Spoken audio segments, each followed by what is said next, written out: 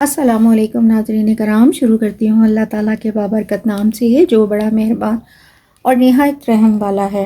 اللہ تعالیٰ کے انوار کا تو کیا ہی ذکر ہے۔ اگر انسان دیکھے تو وضو کے نور سے ہی دل روشن ہو جاتے ہیں اور اس کا تمام جسم انوار الہی سے منور اور روشن ہو جاتا ہے۔ چنانچہ خواجہ ابو سعید رحمۃ اللہ علیہ کا ایک مرید جو بڑا ہی پارسا اور نیک تھا، وہ وضو کر کے اپنے حجرے میں جا کر یاد الہی کرنے لگا۔ تھوڑی دیر بعد یا صبوحو یا قدوسو کے نعرے لگاتا ہوا بے خودی کے عالم میں کہنے لگا کہ خدا کو میں نے دیکھ لیا، میرا تمام جسم خدا کی تجلی سے جگمگا اٹھا۔